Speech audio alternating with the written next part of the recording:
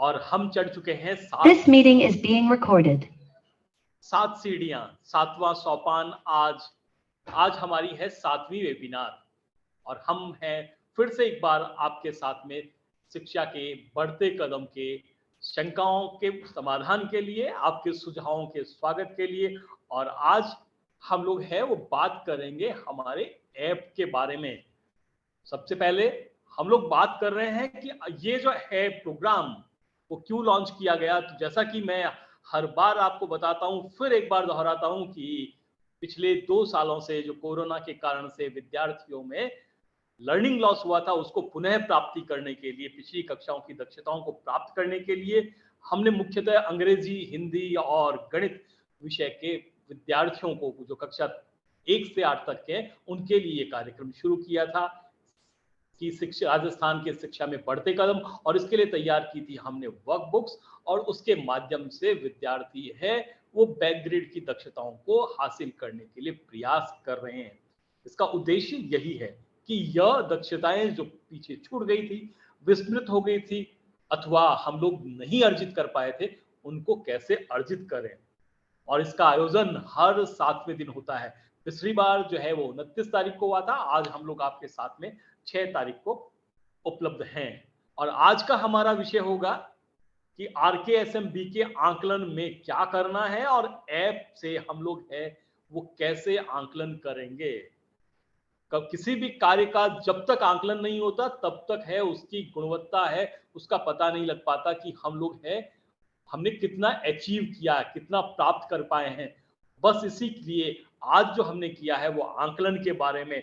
यद्यपि आप लोग हर बार, हर वर्ष जो है आपके वो आंकलन होता है, वो आंकलन या तो है वो क्लास 6 से 12 के लिए टेस्ट के रूप में होता है और कक्षा 1 से 5 के लिए जो है वो CCE के रूप में, कंटिन्यूस जो कॉम्प्रिहेंसिव इवोल्यूशन, वो होता है। ऐसे के रूप में 3 बार की परख होती है, 3 बार ये आंकलन होता है। लेकिन इनके अलावा इस बार जो हमने आपको विशेष रूप से उत्तर पुस्तिकाएं दी है, हमने कार्य पुस्तिकाएं दी है, वर्कबुक दी है, उनके अंदर है आप लोग बैक ग्रेड की दक्षताएं प्राप्त कर रहे हैं। उनके आंकलन के लिए हमने पृथक से आंकलन प्रारंभ किया है।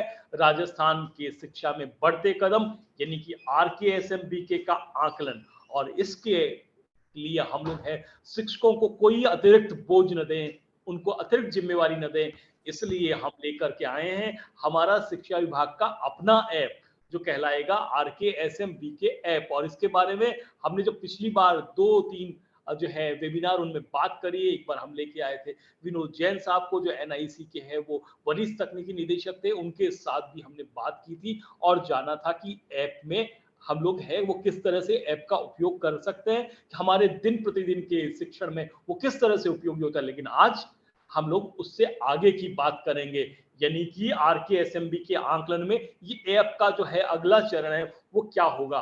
और आज हमारे साथ में इन सब की बात करने के लिए हमारे साथ में है तमन्ना तलरेजा। ये है जो हमारे अनुसंधान अधिकारी हैं और इनका जो है RKSM-B की जो नींव है, प्रारंभ जो किया था, नींव की है जो अब कंगोरा भी बनने जा रही है, वो डॉक्टर तमन्ना तलरेजा, वो आज हमारे साथ में, वो हमारे साथ में इस पूरे जो है चर्चा में भाग लेगी और आप लोगों को बताएगी कि किस प्रकार से आप जो है RKSM-B के आंकलन में वो कैसे है वो उपयोग कर पाएंगे। तो तमन्ना जी, आपका बहुत बहुत स्वागत है आपका हमारे इस वेबिनार सीरीज में, जो कि पिछले 7 जो है बार हम कर चुके हैं, हर सप्ताह ये करते हैं और आज हमारा है वो 7वां सोपान है। और आज हम बड़े खुशनसीब है कि आज हमारे साथ, क्योंकि आपने इसको प्रारंभ से देखा, RKSM-B को बढ़ते हुए देखा। अब ये पौधा है, बढ़ करके है वो गमले से बाहर निकलने लग गया, अब उसमें फूल आने लग गए। तो ऐसे अवसर पे मैं आपका स्वागत करता हूं और हम लोग बात करते हैं RKSM-B के आंकलन के बारे में। तमन्ना जी। जी सर, बहुत बहुत धन्यवाद आपका। पर मैं भी अभी इसके सीखने के फेज में हूँ आपसे, और इसके बारे में सर मैं आपसे ये जानना चाहूंगी, थोड़ी सी मेरी भी क्वेरीज थी सर, कि RKSM-B के जो अभी अपन बात कर रहे थे कि RKSM-B के आंकलन है वो क्या है, वो जो नॉर्मल वगैरह टेस्ट हो रहे थे उनसे ये कैसे अलग है?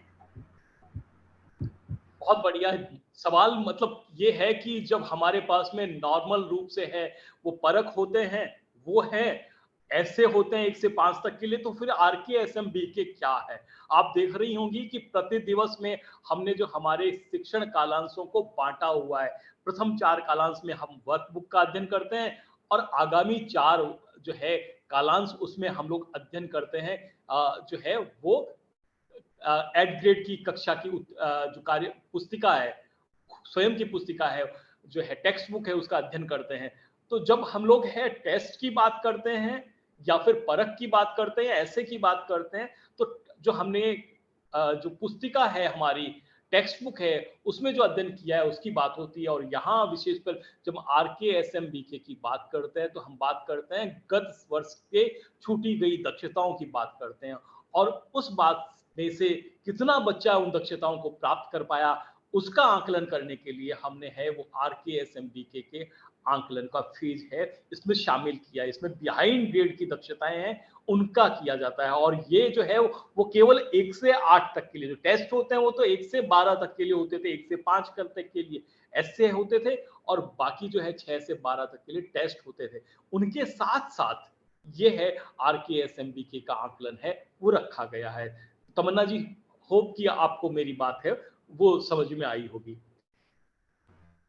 जी सर, बहुत ही अच्छे शब्दों में बहुत ही बढ़िया आपने बताया। मेरी तो इस समस्या का समाधान हो गया है। सर, इसमें एक चीज और मैं ऐड ऑन करना चाहूंगी कि SA1 और जो आरकेएसएम बीके का जो आकलन है वो SA1 कब कराना है, आरकेएसएम बीके आकलन कब होगा और इन दोनों में अंतर क्या है, इसके बारे में भी मैं आपसे जानना चाहूंगी। ऐसे जो है वो हमारा असेसमेंट का काम है, सिविरा पंचांग के अनुसार है वो होना है, और मेरे ख्याल से इसी माह है वो अक्टूबर में हो रहा है। जबकि आरकेएसएमबीके का जो आंकलन है वो केवल, जैसा मैंने बताया, वो केवल आधारित है कक्षा 3 से 8 के विद्यार्थियों के बिहाइंड ग्रेड की दक्षताओं को जांचने के लिए।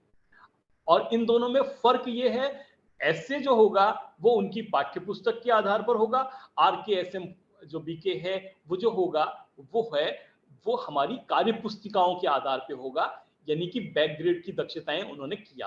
और इसमें दोनों में फर्क ये है, प्रश्न पत्र का जो निर्माण है वो आरकेएसएम बीके में सेंट्रली हमारे यहाँ से आरएससीआरटी द्वारा तैयार कर करके और वो विद्यार्थियों तक पहुंचाया जाएगा।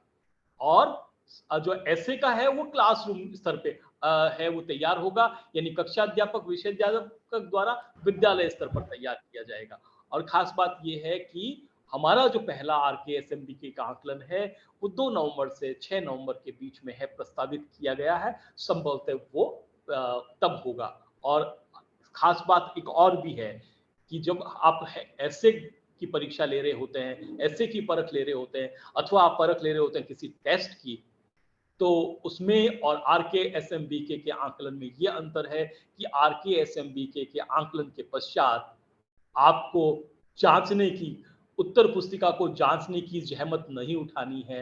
वो ऐप है वो स्वतः ही उसे जांचेगा, आपको सिर्फ स्कैन करना होगा और उसके बाद में आपको परिणाम स्वरूप ये प्राप्त होगा कि किस विद्यार्थी द्वारा कौन सी दक्षताएं हैं वो प्राप्त कर ली है और कौन सी दक्षताएं अभी प्राप्त की जानी शेष है। तो ये था ऐसे में और आरकेएसएमबीके के आकलन में। जी सर, बहुत बहुत बेसिक मेरी तमन्ना। जी सर। जी सर, बिल्कुल। जो हमने प्रोग्राम चलाया राजस्थान के शिक्षा में बढ़ते कदम, इसका पूरा आकलन इस आरकेएसएमबी के आकलन से हो जाएगा। और जो ऐसे आकलन है वो नॉर्मली जो क्लासरूम टीचिंग से जो बच्चे को पढ़ाया जा रहा है उसकी पढ़ाई से का जो आकलन किया जा रहा है वो उससे किया जा रहा है। क्या जितना मैं आपके इससे समझ पाई, ये मेरे को बहुत अच्छा लगा कि हाँ ठीक है, हमने बहुत अच्छे से इस प्रोग्राम को प्लान किया है। बट सर, जो आपने अभी हमें बताया उसकी इसमें आरकेएसएमबी के आकलन ऐप के माध्यम से किया जाएगा, तो क्या इसके बारे में आप थोड़ा सा और प्रकाश डाल सकते हैं सर कि ऐप की इसमें क्या भूमिका रहेगी? जी तमन्ना, आरकेएसएमबीके जो है वो ऐप है, इसके बारे में मैंने दर्शकों के साथ में अपने पुराने जो वेबिनार हैं उनमें चर्चा की है, लेकिन वो जो चर्चा थी वो उनके नियमित अध्ययन के बारे में थी। आपसे हमने चर्चा की थी दर्शकों की ऐप है वो किस प्रकार से हमें है वो हमारे प्रतिदिन वर्ष के जो अध्ययन के की योजना है उसमें है, वो गतिविधियां हमें बताता है कौन सी गतिविधि हमको कब पूरी करनी है, प्रतिदिन में कौन कौन सा कार्य हमें करने हैं, और उसके प्रति कार्य के लिए हमें सिक्के मिलते थे और सभी काम पूरा करने के बाद में उन सिक्कों के बाद में हमें मेडल मिलते थे और अंत में है प्रमाण पत्र मिलता था हमें निदेशक महोदय के द्वारा, जिसको हम लोग डाउनलोड कर सकते थे और हमारे जो सोशल मीडिया उसमें शेयर कर सकते थे कि हमारे पास में इतने सारे सिक्के हो गए, इतने सारे हमारे पास में है वो मेडल हो गए हैं। परंतु खास बात यह है कि अब हमारा नया फेज हो रहा है। ऐप की भूमिका सिर्फ इतनी ही नहीं है, इसके अलावा भी बहुत सारी है। जैसा मैंने बताया कि RKSMBK का आंकलन होगा तो उसमें है आपको कक्षा 1 से 5 तक के लिए ऐसे प्रश्न पत्र मिलेंगे जिसमें उसी में उत्तर रहेगा और विद्यार्थी को 3 से 5 तक के लिए उसमें विद्यार्थी को वही निशान लगाना पड़ेगा, टिक लगाना पड़ेगा। और इसी तरह से 6 से 8 तक के जो बच्चे होंगे उनके लिए अलग से उत्तर पुस्तिका दी जाएगी, उत्तर शीट, आंसर शीट दी जाएगी और उसमें भी उन्हें निशान लगाना पड़ेगा कि कौन सा आंसर सही है। दोनों ही में प्रश्न होंगे वो ऑब्जेक्टिव होंगे यानी बहुवैकल्पिक होंगे। अब इन प्रश्नों को जब विद्यार्थी कर लेगा तो शिक्षकों को इस ऐप के माध्यम से है OCR तकनीक के द्वारा और वो है स्कैन करना है और स्कैन कर करके जब फोटो खींचेंगे और ऐप पे अपलोड करेंगे तो फिर है वो डाटा एंट्री भी कर पाएंगे और उसके बाद में है उसके आधार पर आपका परिणाम बनेगा।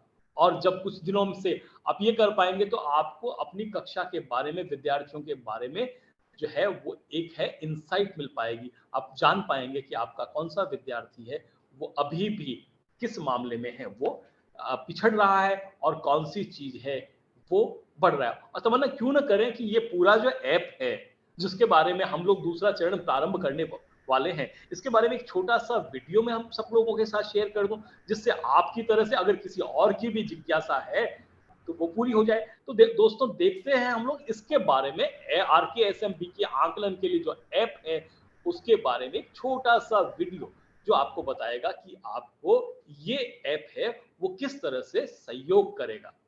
तो हम देखते हैं नया एक छोटा सा वीडियो।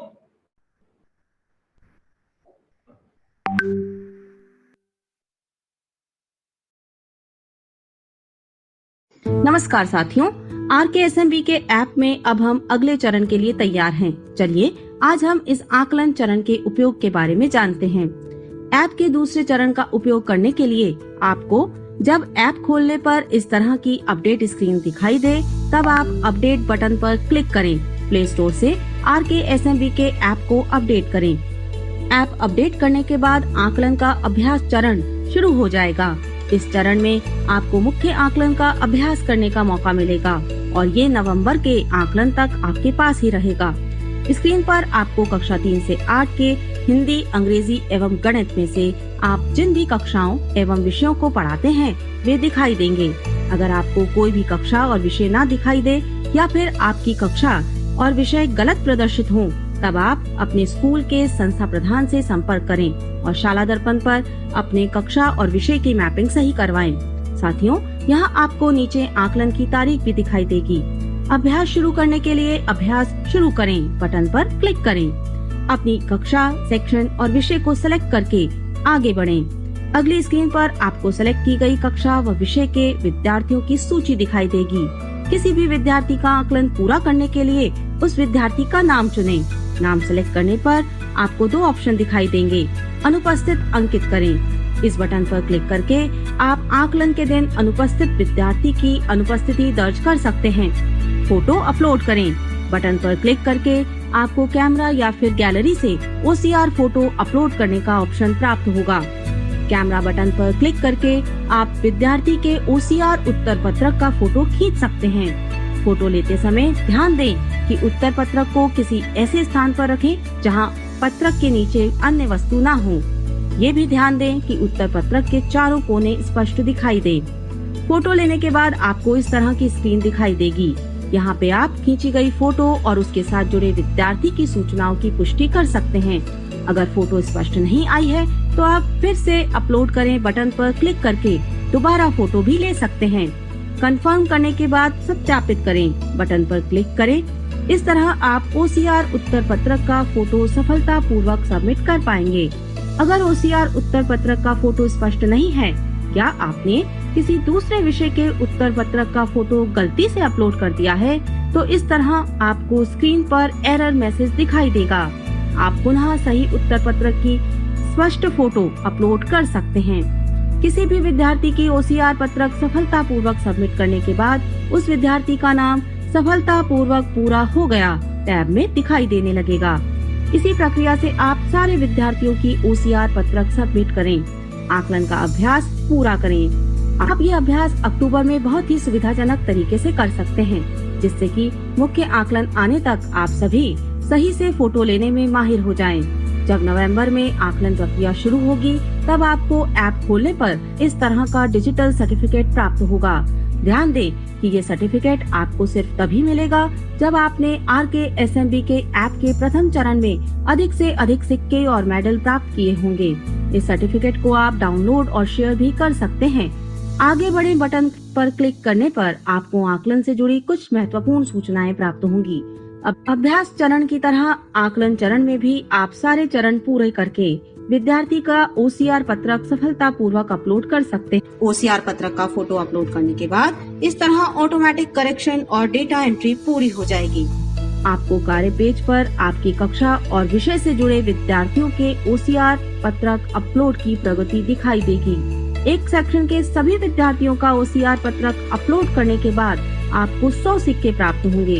एक कक्षा के सारे सेक्शन के विद्यार्थियों का OCR पत्रक अपलोड करने के बाद आपको कक्षा मेडल प्राप्त होगा और आपके साथ जुड़े सारे कक्षाओं के विद्यार्थियों का OCR पत्रक अपलोड करने के बाद आपको आकलन मेडल प्राप्त होगा।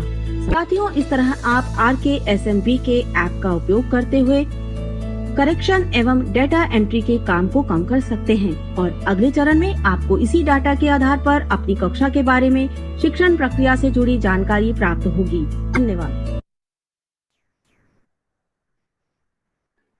दोस्तों, आपने देखा RKSMB के ऐप के बारे में एक अच्छा सा वीडियो जो जानकारी दे रहा था आपको पूरी।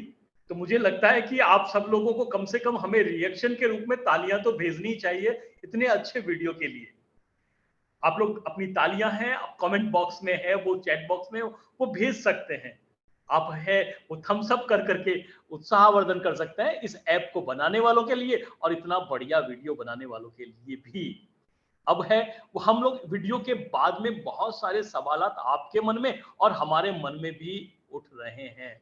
सबसे पहला सवाल है कि दूसरे चरण में प्रयोग करना कैसे सीखेंगे? तमन्ना, कुछ आपको बोलना है इस पे? जी सर, ये मेरे को ये वीडियो पे बहुत अच्छा लगा। ये ऐसा जो ऑफिशियल जो हमारी YouTube चैनल है, उस YouTube चैनल पे भी क्या है हम इसे अपलोड करवा सकते हैं ताकि हम जैसे सबको और सुविधा हो। बिल्कुल बिल्कुल बिल्कुल तमन्ना, ये जो हमने वीडियो बनाया है ये वीडियो है हमारे ऑफिशियल जो है डायरेक्टरेट ऑफ सेकेंडरी एजुकेशन का यूट्यूब चैनल है, उसमें आप है अपलोड कराएं जिससे कि जो यहाँ नहीं देख पाए हैं या हमारे अभी इस पे सीधे नहीं जुड़े हैं वो लोग भी इसे देख पाएं। और बड़े गर्व की बात आज ये कि आज हमारे साथ में अभी है लगभग है वो 2600 लोग हैं वो लगातार लाइव। तो इस ऐप के बारे में है जानने के लिए आप लोग हमारे ऑफिशियल यूट्यूब चैनल पे जाएं। इसके अलावा भी इसके पहले के जितने वीडियो हैं जो हमारे विभाग के बने हुए वो सभी भी हमारे विभागीय चैनल पर उपलब्ध हैं। आप डायरेक्टरेट ऑफ सेकेंडरी एजुकेशन के है वो यूट्यूब चैनल पे जाइए, आप लोग है वो पुराने जो हमारे वेबिनार हैं उन्हें भी आप देख सकते हैं। खास बात ये था जैसे मैंने कहा कि ऐप के दूसरे चरण का, तो कोई भी ऐप जो है उसमें आप लोग जितना ज्यादा अभ्यास करेंगे उतना ज्यादा ही सीख पाएंगे, क्योंकि इस ऐप के उपयोग के लिए आपको क्या करना है, आपको स्कैन करना है। और स्कैन किसे करना है, जो है वो आंसर शीट को स्कैन करना है। वो 3 से 5 तक के का बच्चों के लिए हो सकती है या 6 से 8 तक के लिए बच्चों के लिए हो सकती है। तो अभी जो है वो ऐप जो है वो केवल आपको दैनिक जो कार्य है उनके अभ्यास के लिए मिल रही है। और उसके बाद में राम रतन जी आपका बहुत-बहुत धन्यवाद कि आपने है वो हमें मेरे कहने के बाद तालियां भेजी है। और ये जो है ऐप है इसका अभ्यास चरण हम लोग प्रारंभ करेंगे। आप लोग अपनी ऐप को अपडेट करिएगा और अपडेट करने के बाद में हम लोग आपको सैंपल पेपर्स भी देंगे। जो आंसर शीट जिसका नाम मैंने बोला है वो भी देंगे। आप फिर क्या करेंगे उनको स्कैन करेंगे। अब जितना ज्यादा आप स्कैन करते जाएंगे तमन्ना उतना ज्यादा ये लोग सीखते जाएंगे।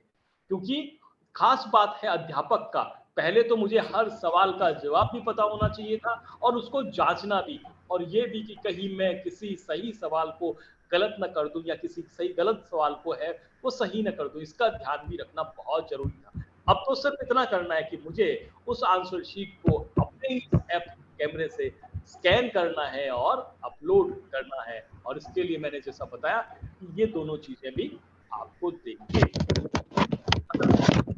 Next slide please.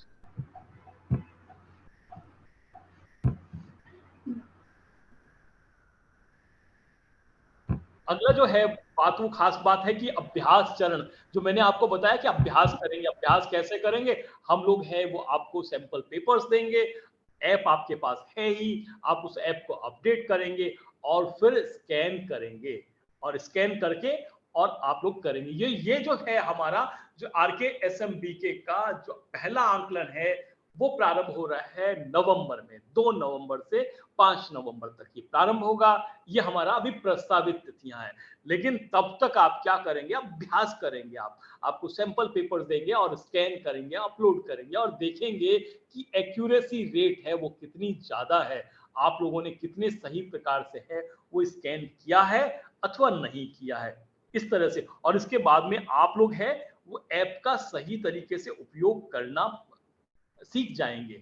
और इस उपयोग करना इसलिए सीखना जरूरी है क्योंकि इसी के आधार पर उन विद्यार्थियों के परिणाम आएंगे। परिणाम का अर्थ ये कि कौन से दक्षता में उन्होंने कितनी दक्षता हासिल कर ली, किस दक्षता को वो ग्राह्य कर पाए, सीख पाए, और कौन सी दक्षता है उस पे अध्यापक के साथ में अभी और काम करना बाकी है।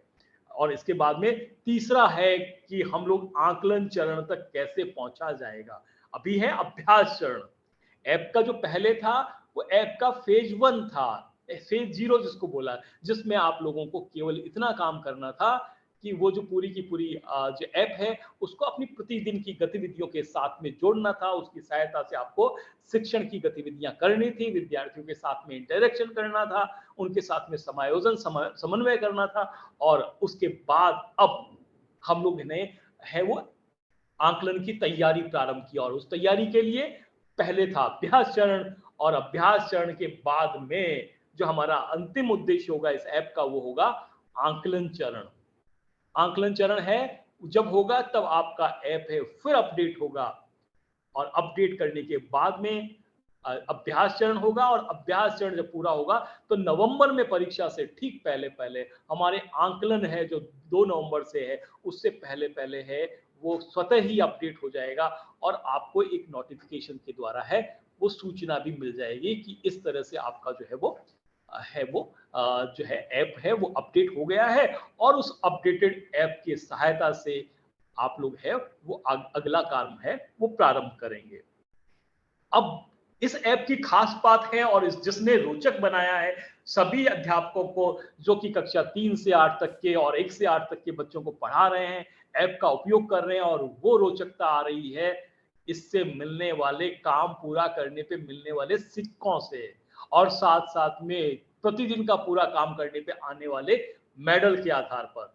ये मेडल और सिक्के वो है वो अगर पिछले चरण में मिल गए थे हमें, खूब सारे सिक्के मैंने इकट्ठे कर लिए, अब क्या होगा?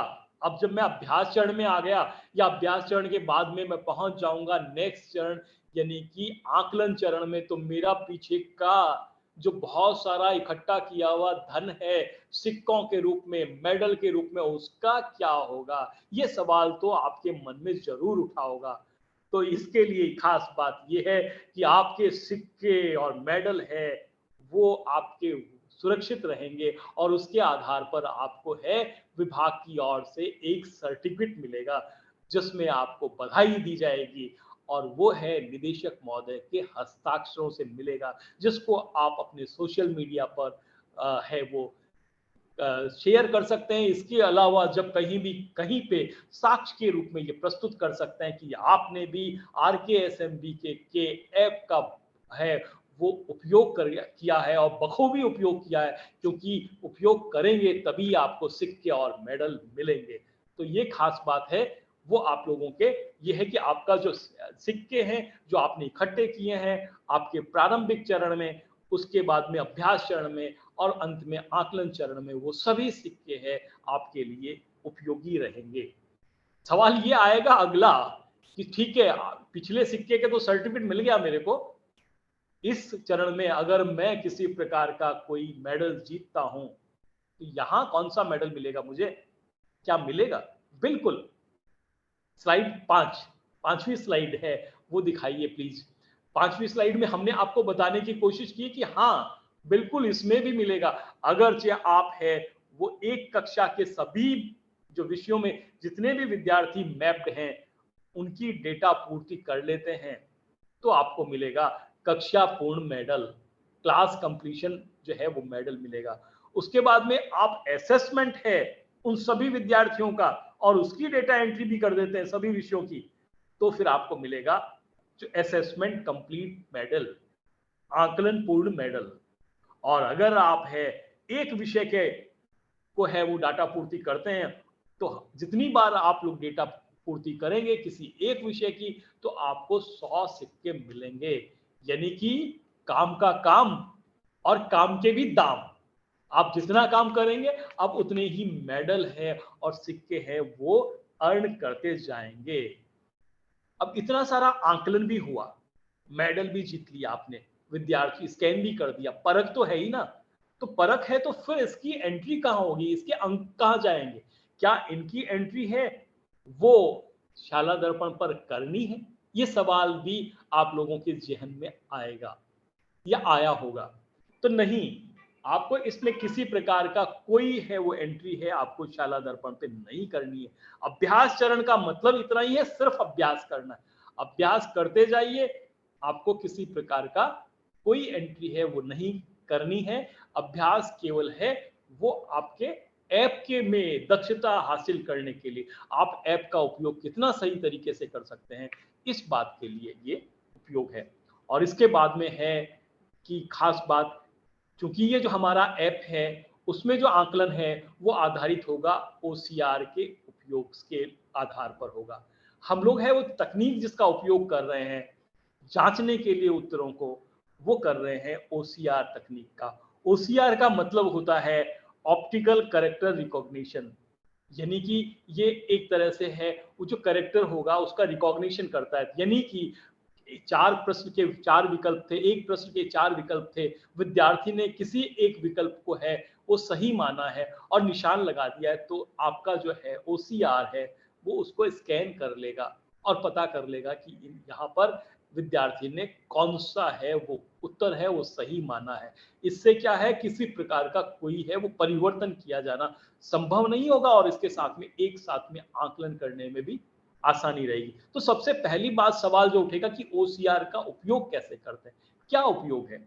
तो ये खास बात ये है कि कक्षा 6 से 8 तक की बात करेंगे तो आपके OCR में चारों तरफ है वो QR कोड होते हैं। QR कोड है उसका अर्थ होता है क्विक रेस्पॉन्स कोड, जैसा कि उपयोग आप लोग करते होंगे आजकल है, कहीं भी आप पैसे का भुगतान कर रहे हैं, चाहे वो गूगल पे से कर रहे हैं, पेटीएम से कर रहे हैं या फिर और किसी से, इवन हमारी जो हमारी पाठ्य पुस्तक है उसमें भी आप है QR कोड है उसको भी स्कैन कर देंगे तो आपकी पुस्तक के बारे में जो संपूर्ण जानकारी है वो आपको मिल जाएगी। तो ये एक तरह से क्विक रेस्पॉन्स होता है। तो आप देखेंगे कि वो 4 है वो QR कोड है वो चारों कोनों में लगे हैं। तो जब आप फोटो खींच रहे हैं तो ये देखिएगा कि ये चारों कोने हैं, इस पे लगे हुए QR कोड है वो अवश्य रूप से आपके फोटो फ्रेम में आ जाए। आप क्लिक करते समय ये ध्यान रखें। लेकिन कक्षा 3 से 5 तक का जब आप करेंगे, क्योंकि 3 से 5 में उत्तर भी वही है, प्रश्न भी वही है, प्रश्न सीट और आंसर सीट एक ही पेज है। तो वहां जब आप कर रहे होंगे तो किसी तरह से घबराना नहीं है, वहां क्यूआर कोड नहीं है, लेकिन रिकॉग्निशन वैसा का वैसा है, उपयोग वैसे ही करना है, आपको सीधा सीधा उसको भी स्कैन करना है। हाँ, ये ध्यान रहे कि वो पूरे के पूरा पुस्तक है, पूरी का पूरा जो शीट है वो आपके स्कैन के दायरे में आ जाए। इसके बाद में है कि फोटो खींचते समय हम लोग है किन किन बातों का ध्यान रखें। तमन्ना शायद वापस जुड़ गई है मेरे साथ में, कुछ कहना चाहोगी?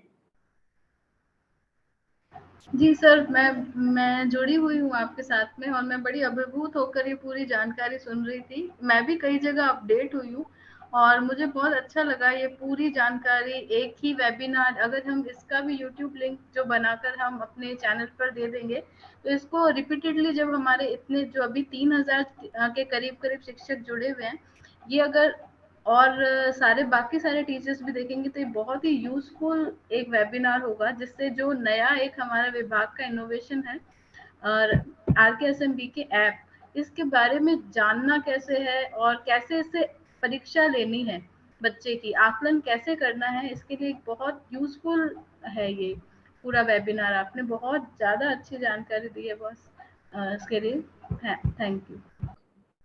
हाँ, तो हमें खास बात ये थी कि फोटो खींचते समय किन बातों का ध्यान रखना है। हम कोई कुशल फोटोग्राफर नहीं है, लेकिन फिर भी ध्यान रखें कि जब हमें OCR उत्तर जो आंसर शीट है उसको फोटो खींचनी है, तो उसको ऐसी जगह रखें जो कि समतल हो। समतल धरातल पर, आपकी कुर्सी पे, मेज पे, कहीं उबड़ खाबड़ ऊंची नीची स्थान पे नहीं रखें, और समतल धरातल पर रखें और उसके बाद में स्कैन करें। इससे कि स्कैन है वो आपका सही आएगा, किसी प्रकार का सल उसमें नहीं हो, किसी प्रकार का। आप ये भी ध्यान रखें कि उत्तर पुस्तिका वो मुड़े तुड़े नहीं, अगर मुड़े तुड़ेगा तो वो सही रूप से स्कैन नहीं हो पाएगा। और इसके खास बात में ऐसी जगह रखें कि जहां पर्याप्त रोशनी आए, रोशनी आएगी तभी आपके उसका स्कैन है वो सही तरीके से होगा। और एक बात और, कई बार हम लोग करते हैं कि नीचे बहुत सारी किताबें रखी है या कुछ और कागज रखे और उसके ऊपर रखें, तो वो क्या करेगा, OCR है वो दूसरे कागज है उनको भी रिकॉग्नाइज कर लेगा। तो कोशिश ये करें कि एक स्कैन करते समय एक ही सीट वहां रखी जाए उस धरातल पर जहां से आपको फोटो खींचनी है, उसके आसपास दूसरे जो है कागजात वो नहीं रखे जाएं। कैमरे को उत्तर पुस्तिका के सामने रखें, झुकाए नहीं, बिल्कुल सामने रख करके और फोटो खींचनी है, झुका नहीं देना है। और मैंने जैसा पहले बताया कि OCR जो है उसके चारों कोनों में दिखाई देने चाहिए। 4 जो है कहीं ऐसा नहीं हो कि एक तरफ में से कोई कोना है कट रहा हो, ये आपको ध्यान में रखने की बात है। और ये भी सुनिश्चित आपको करना है कि कौन सी कक्षा का आप जो है वो OCR अपलोड कर रहे हैं, तो उसी कक्षा के उसी विषय का उसमें, क्योंकि आप जब लोग, जैसा कि आपने अभी वीडियो में देखा था कि सबसे पहले आपको चुनना है क्लास विषय और उसके बाद में आपको है वो OCR है वो उस पे आंसर शीट है वो स्कैन करनी है। तो आपको ये ध्यान रखना है कि ऐप में जिस विषय को या जिस कक्षा को आपने चुना है, जैसे मैंने चुना क्लास 3, मैं क्लास 3 का कक्षा अध्यापक हूं या क्लास 3 में हिंदी पढ़ाता हूं, तो मैंने कक्षा 3 चुना ऐप के अंदर, और ऐप के अंदर आने के बाद में कक्षा 3 का मैंने हिंदी विषय चुना। इसलिए विषय चुना क्योंकि मैं हिंदी पढ़ा रहा हूं। अब मैंने हिंदी में किसी एक विद्यार्थी का, मोहनलाल का है वो स्कैन करना है, तो मोहनलाल के जो आंसर शीट है वो मैंने सामने रखा, क्योंकि उस 3 से 5 तक की बात है, यहाँ पर है वो कोनों में है वो QR कोड नहीं होंगे, फिर भी मैंने ध्यान रखा है कि उसके चारों कोनों आए। एक समतल है, फ्लैट सरफेस पे समतल धरातल पर रख करके और उसकी फोटो खींची और उसके बाद में मैंने उसको अपलोड कर दिया। एक बात और खास ध्यान रखें कि जब हम लोग फोटो खींच रहे हैं, स्कैन कर रहे हैं, तो हमारे हाथ कांपने नहीं चाहिए। जब हमारे हाथ कांपेंगे तो क्या होगा कि फोटो धुंधली आएगी, और धुंधली फोटो आएगी तो हमारा रिजल्ट है, परिणाम है, वो अच्छा नहीं आ पाएगा। तो खास बात, इस बात का बहुत ध्यान रखना है कि हमें किसी भी प्रकार से फोटो धुंधली नहीं आने देनी है। तो हम लोग है कोशिश कर सकते हैं अपने दूसरे हाथ से पहले हाथ को सपोर्ट कर करके उसके बाद में भी हम लोग फोटो खींचेंगे। और आज के जो मुख्य रूप से सवालात जो थे, जो हमारे ध्यान में आए थे, वो मैंने कोशिश की है इन सबको शामिल करने का। आपके ध्यान में भी किसी प्रकार के कोई सवाल हैं इस वेबिनार के बारे में, पर्टिकुलर इसी वेबिनार के बारे में या किसी भी वेबिनार के बारे में या इस कार्यक्रम के बारे में, तो हमारे जो है कमेंट सेक्शन में जो हमने गूगल फॉर्म दिया हुआ है उसको आप लोग भरें और हमें भिजवाएं कि हम लोग है वो आपको उसके संदर्भ में हम लोग है जानकारी दे पाएं, आपकी शंकाओं का समाधान कर पाएं और हम लोग है वो हमारे कार्यक्रम में सुधार कर पाएं। तो इस तरह से ये जो आज के कार्यक्रम की खास बातें मैंने की। अब मैं है वो देखता हूं कि कुछ सवालात जो आपके पास में आए हैं। एक सवाल ये है मेरे पास में आया है कि सर आज की सामग्री पीडीएफ में उपलब्ध करवाते ताकि अच्छा रहता। तो बिल्कुल ये हम लोग है वो हमारे यूट्यूब चैनल के अलावा है वो कोशिश करेंगे कि आप सब तक है वो पहुंचाएं, आपके विद्यालयों की ईमेल आईडी पर पहुंचाएं या फिर आपके जो हमारा स्माइल ग्रुप है उसके माध्यम से आपके स्कूलों तक पहुंचाने का काम करें जिससे कि आपका वो मिले। एक सवाल आया कि पेपर कितने मार्क्स का होगा। आपने जैसा कि पहले भी आप लोग है वो सीसी के तहत है ऐसे परीक्षाएं ले रहे हैं कक्षा 1 से 5 तक की, उसमें अंक नहीं होते हैं। फिर भी ये जो सवाल होगा वो 15 सवाल होंगे, जो 15 के 15 बहुवैकल्पिक होंगे, यानी कि उसमें कई सारे ऑप्शन होंगे, मुख्यतः 4 ऑप्शंस होंगे, उसमें से किसी एक ऑप्शन को विद्यार्थी है वो दे पाएगा। और इसके अलावा जो है फिर कह रहे हैं कि हमें पीडीएफ चाहिए, आपको पीडीएफ जरूर देंगे। ये कह रहे हैं कि ये है निम्मो वधवा है, ये कह रहे बहुत ही अच्छी जानकारी दी गई, प्रयास करते हैं हर जानकारी को आप तक पहुंचाएं और जो जानकारी है उसका सदुपयोग तभी होगा, उसकी सार्थकता तभी रहेगी कि आप लोग उसका उपयोग करें। एक सवाल आया कि स्कूल में प्रिंटर नहीं है और सिंगल टीचर है तो कैसे होगा। सिंगल टीचर टीच कर रहा है, पढ़ा रहा है, ये सवाल आप पहले भी वेबिनार में आए हैं। सवाल का जवाब वही है कि अभी जो ये हमारा कॉन्सेप्ट है RKSMBK में, इसमें अध्ययन के 2 तरह के कॉन्सेप्ट्स हैं। एक कॉन्सेप्ट है पीयर लर्निंग का और दूसरा है टारगेटेड सपोर्ट का। जब विद्यार्थी है वो पीयर लर्निंग कर रहा होता है, अपने वर्कबुक की सहायता से अध्ययन कर रहा होता है, तब है उसके पास में समय होता है शिक्षक को के पास में, और शिक्षक है उन विद्यार्थियों के साथ में जाकर के है वो हेल्प कर सकता है जिन्हें की हेल्प की जरूरत है, वहां जाकर के वो कर सकता है। एक है कि ऑफलाइन SA1 लेना है कि नहीं। जी हाँ, बिल्कुल लेना है। अभी जो है SA1 है वो तो लेना ही लेना है। आकलन जो हो रहा है RKSMBK का वो पृथक से हो रहा है और इसके बारे में भी हम लोग है आपको सूचित कर देंगे, आपको बहुत ही जल्दी है वो इंफॉर्मेशन दे देंगे कि कौन कौन से आकलन होने हैं। पहला टेस्ट हो चुका है, दूसरा टेस्ट भी होने वाला है, ऐसे भी हो जाएगा। लेकिन ये जो आकलन है ये मैंने जैसा पहले बताया कि ये उनसे पृथक है, ये है वो बैक ग्रेड के दक्षताओं को हासिल करने के लिए है। और गतिविधियों के बारे में दोबारा बात की है तो गतिविधियों के आधार पे हमने 2 है वो आपके साथ में सेशन प्रारंभ कर दिए थे। 2 वेबिनार हमने की थी, हिंदी की भी की थी और गणित की भी की थी। उसके भी हमें बहुत अच्छे रेस्पॉन्सेस मिले थे।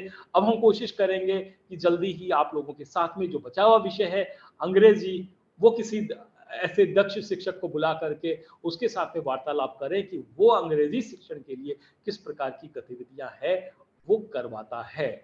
और हाँ, इस बार हमने पोल नहीं रखा है। वो पोल इसलिए नहीं रखा है क्योंकि इतना रोचक आज का विषय था कि जिसके बारे में आपको जानकारी प्राप्त करनी थी।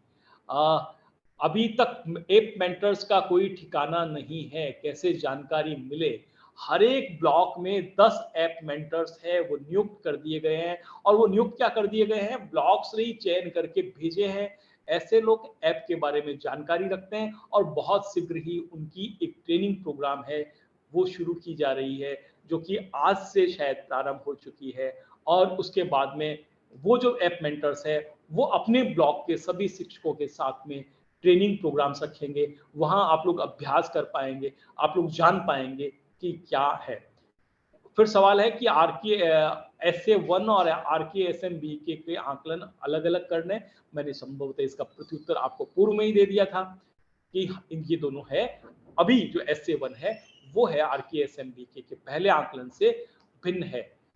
क्या आकलन एक बार ही होगा? अभी जो आकलन होगा उसमें कितने कार्यपत्रक तक होंगे बताएं।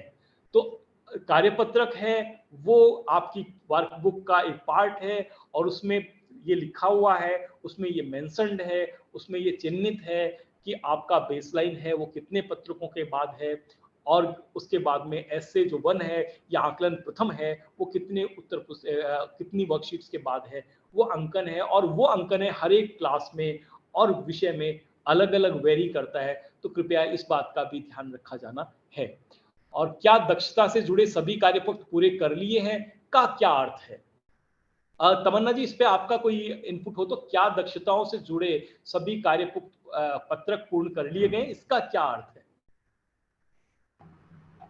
जी सर, दक्षताओं के सर मैं एक्चुअली दोबारा एक बार क्वेश्चन जानना हाँ, वो ये चाहूंगी। कहना चाह रहे हैं कि दक्षताओं पे आधारित पत्र पूरे कर लिए हैं, तो आपको जैसा कि जो वर्कबुक है उसमें ये डिसाइडेड है पहले कि कब है वो कितने कार्यपत्रक पूरे करने हैं। बस वो यही पूछा गया है उसमें कि जितने निर्धारित कार्यपत्रक है उतने पूरे कर लिए गए हैं अथवा नहीं, ये बात ही वहां पूछी गई है। तो इसके बारे में आपको वहां पे रिप्लाई देना है। और आपका जो ये वीडियो है, एक सवाल है इसके बारे में तमन्ना आपसे मैं चाहूंगा इनपुट की ओसीआर सीट कहाँ से मिलेगी श्रीमान जी, ये जरूर बताएं। जी ये है सर। श्रीमान जी से, पर मैं आपसे आग्रह करूंगा कि आप बताएं। जी सर ओसीआर शीट के लिए अभी तक तो जो है कि ये अपने पहुंचते हैं जिला समान परीक्षा के, उसी टाइप से अपने पास में पेपर्स और ओसीआर शीट्स प्रोवाइड होंगी, जो जैसा कि आपने अभी बताया ही पूरा डिटेल में कि 3 to 5 के लिए तो वो इनबिल्ट होगी क्लास, उसमें अपने जो क्वेश्चन पेपर आएगा उसके अंदर ही आपके इनबिल्ट होगी, और जबकि 6 to 8 के लिए जो आंसर शीट है वो अलग से होगी जिसको हमें स्कैन करके देना होगा। ओसीआर वास्तव में आपके ऐप का एक पार्ट है और जो पेज दिया जाएगा वो जो शीट है, चूंकि वो ओसीआर उसके द्वारा स्कैन किया जा रहा है, तो वो जो प्रश्न पत्र है जो कि कक्षा 1 से 5 तक है बिना क्यूआर कोड के है, 3 से 5 तक और 6 से 8 तक है, उसके चारों कोनों में क्यूआर कोड है, वो आपको उसी तरह से उपलब्ध कराई जाएगी जैसा कि आपको है वो अभी है। वो कक्षा 9 और 11 के प्रश्न पत्र है वो उपलब्ध कराए जाते हैं, लेकिन ये जो होगी वो ऐसे विद्यालयों में भी पहुंचाई जाएगी जहां पे कक्षा 3 से 5 संचालित है, ऐसे विद्यालयों में भी पहुंचाई जाएगी जहां 3 से 8 संचालित है, तो उन सभी विद्यालयों में ये पहुंचाई जाएगी। तो ये सवाल है कि आंकलन पत्र कक्षा 6 से 8 के लिए कहां संकलित करें? ये संकलन की आरके एसएमबीके में आवश्यकता ही नहीं है।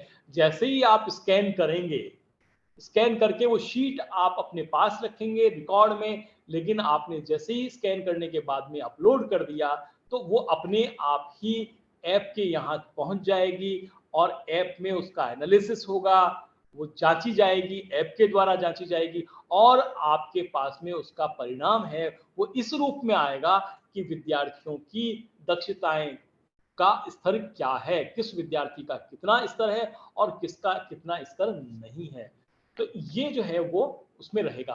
और एक अंतिम सवाल है, वो हमारे पास समय बहुत कम है, अंतिम सवाल है वो ले रहे हैं कि एक जो है सत्य प्रकाश जी वो कहते हैं कि सर जो आपके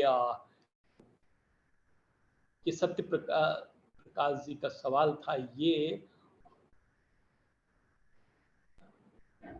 कहते हैं सर मेंटर को पंचायत अलॉट कौन करेगा, पंचायत अलॉट कौन करेंगे, मेंटोर इसमें कैसे काम करेंगे?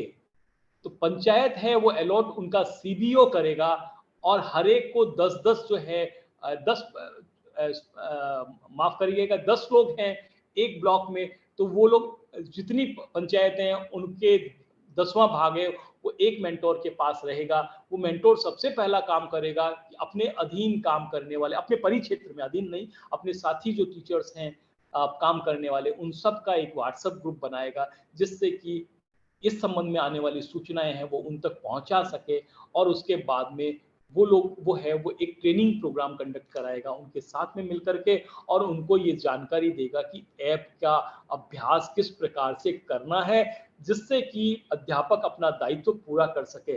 देखिए कितनी अच्छी सी ऐप ने अपना है जो काम हल्का कर दिया, काम आसान कर दिया। हमें सिर्फ फोटो खींचना है, जो फोटो खींचना है वो रुचिकर भी होता है, आसान भी होता है। हम लोग सीधा सा है वो क्लिक करेंगे और उसके बाद में परिणाम है वो स्वतः बनेगा। उसने कितने सवाल सही किए ये पता चलेगा, और ये ही पता नहीं चलेगा, साथ में ये आएगा कि अभी ये विद्यार्थी है इस दक्षता में अभी भी है, वो संघर्ष कर रहा है, या इस दक्षता में उसने बहुत अच्छा काम किया है। और ये जो परिणाम आएगा वो न केवल आपके आगामी अध्यापन के लिए उपयोगी होगा, बल्कि साथ साथ में उस विद्यार्थी के लिए भी और उसके पेरेंट्स के लिए भी बहुत ज्यादा उपयोगी होगा। जैसे मान लीजिए कक्षा 3 के विद्यार्थी के लिए उसके उसमें आता है कि अभी भी इसने 2 अंकों की जोड़ करनी सीखी नहीं है, तो अब लोग आपका है जो जोर होगा, आपका जो एम्फेसिस होगा वो किस बात पे होगा कि जो कि ऐप ने आपको बतलाया है और ये कि इसने इस चीज में दक्षता हासिल कर ली है, तो वो उसके लिए एक जो है वो मोटिवेशन का कारण भी बनेगा। आप सब लोग हमारे साथ जुड़े, तमन्ना जी हमारे साथ जुड़ी और बीसीजी की टीम हमारे साथ है ही। हम लोगों ने आप साथ के साथ में आज पूरी वेबिनार एक बार फिर की है। हमारी ये 7वीं वेबिनार पूरी हुई। आपका बहुत बहुत धन्यवाद और आपसे अपेक्षा कि आप है इसके संबंध में अपना फीडबैक जरूर दें, और साथ ही हमारे यूट्यूब चैनल पर इसका जो है आपको वो मिलेगा, ये पूरी की पूरी रिकॉर्डिंग मिलेगी, जिसमें कोई ऐसी बात है जो आप सुनने से छोड़ गए थे या रह गए थे, वंचित हो गए थे, लाइट चली गई थी या आपका ध्यान कहीं बट गया था, तो भी आप दोबारा है वो इस चीज को सुन सकते हैं। आपका बहुत बहुत धन्यवाद। नमस्कार।